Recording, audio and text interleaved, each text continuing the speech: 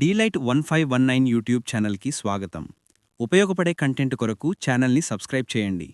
ఎక్కువ మందికి చేరే విధంగా లైక్ చేసి షేర్ చేయండి. మీ అభిప్రాయాల్ని కామెంట్లో తెలియజేయండి. తమ చిన్ననాటి ఆటల్ని మరిచి పిల్లలపై ఒత్తిడి పెంచుతున్నారు. మీ కలల్ని వారి భుజాలపై మోపి నవ్వుల్ని మాయం చేస్తున్నారు. బోధించేది జ్ఞానం కాదు, భారం. విద్య అనే మాట వేదనగా మారింది. గౌరవనీయ పెద్దలారా, ఆలోచించండి. మీ బాల్యం మీకు గుర్తుందా? బాల్యం మర్చిన పెద్దలు. ఒకప్పుడు బాల్యమంటే నవ్వులు, ఆనందం, ఆటలు, పాటలు, అల్లరి, కేరింతలు, ఇలా ఆందోళన లేని రోజులు. కాని ఇప్పుడా నవ్వులు, ఆనందం ఎక్కడున్నాయి? పుస్తకాల మధ్య, పరీక్షల మధ్య, ర్యాంకుల పోరాటంలో పసి మనసులు వాడిపోతున్నాయి. ముఖాలపై చిరునవ్వులు కనుమరుగవుతున్నాయి. ఉదయం కళ్ళు తెరవగానే పుస్తకాలు, రాత్రి నిద్రపోయే వరకు హోంవర్కులు. ఇదీ నేటి పిల్లల జీవితం. పాఠశాలకు సంసిద్ధమయ్యే పరిస్థితి ఎలా ఉందో తెలుసా? ఉదయం ప్రశాంతంగా నిద్రలేచే పరిస్థితి లేదు.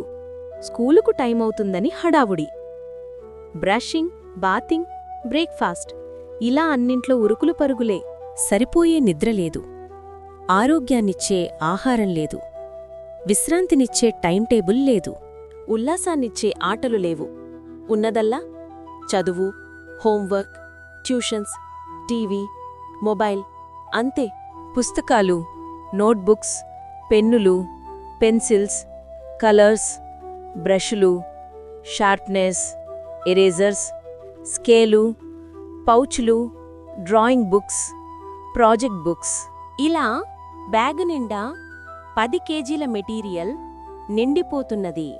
ఎల్కేజీ, యూకేజీ పిల్లలకైనా కేజీల కొద్దీ బరువులు మోయడం తప్పడం లేదు. బ్యాగుల బరువులతో పిల్లల భుజాలు వంగిపోతున్నాయి.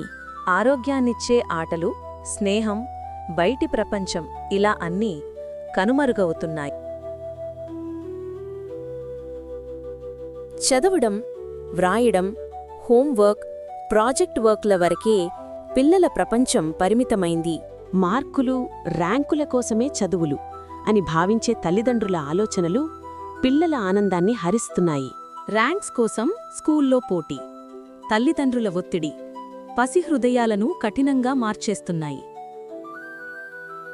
సరదాగా గడపాల్సిన సెలవులను కూడా ఎంజాయ్ చేయలేకపోతున్నారు.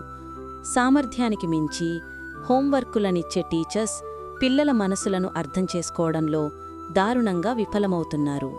ఫెయిల్ అవుతామేమోనన్న భయంకరమైన భయం పిల్లల్ని వెంటాడుతోంది. ఈ కారణంగా వారిలోని సృజనాత్మకత వికసితం కాదు. పరీక్ష ఫలితాలొచ్చిన ప్రతిసారీ ఎన్ని మార్కులొచ్చాయి, ర్యాంకెంత, మార్కులెందుకు తగ్గాయి, ఇలాంటి ప్రశ్నలతో పసి మనసుల్ని ఉక్కిరిబిక్కిరి చేస్తున్నారు. రోజుకి 8 గంటల స్కూలు, 4-5 గంటల హోంవర్క్, ట్యూషన్స్ వల్ల పిల్లలకు ఊపిరాడనంతగా ఒత్తిడిని పెంచుతున్నాము. ఇదేనా చదువంటే? ఆలోచించండి. మనం కష్టపడుతున్నది పిల్లల కోసమే కదా అని సమాధానమిచ్చే తల్లిదండ్రులారా, ఆలోచించండి. పిల్లల్ని ఇబ్బంది పెడుతున్నది కూడా మనమే కదా. మన కారణంగా సున్నిత హృదయాలు కాస్త కఠిన కర్కశంగా మారుతున్నాయి. గమనించండి, ఆలోచించండి. మీ పిల్లలకు మీరే మార్గదర్శకులు. చదువంటే భయం కాదు, ఆనందం కలగాలి. ఆటపాటలతో సృజనాత్మకతను జోడించి నేర్పితే అది నిజమైన చదువు. 50 సార్లు 100 సార్లు రాయించి, బట్టీ పట్టించి బైహార్ట్ చేయించడం చదువు కాదు. మార్కుల కంటే మానసిక ఆరోగ్యం ముఖ్యం. ఈ విషయం టీచర్స్, పేరెంట్స్ అందరూ గుర్తించాలి. పిల్లలపై కోపగించుకోకండి. ప్రేమగా పలకరించండి. ఆప్యాయతతో ఆదరించండి. చదువులో మెరుగవుతారు. ఒత్తిడి పెంచకండి. తగినంత విశ్రాంతినివ్వండి. పోటీ కాదు, ప్రగతి ముఖ్యం. ఆత్మవిశ్వాసం పెంచండి. ఆసక్తిని కలిగించండి. ప్రతిభను గుర్తించండి. ఇతరులతో పోల్చకండి.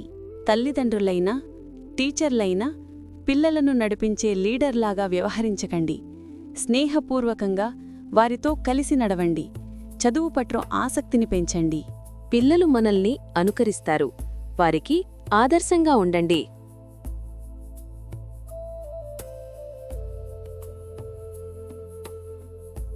చదువు కంటే సంస్కారం ముఖ్యం. ఈ విషయం జీవితాంతం మర్చిపోవద్దు.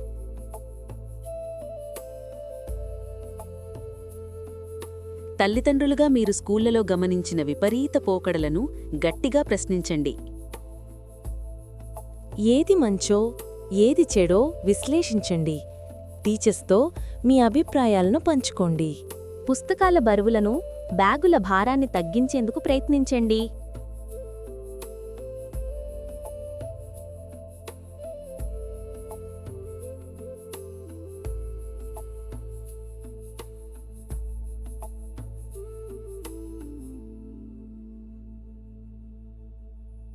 హోంవర్కుల ఒత్తిడి తగ్గేలా చూడండి.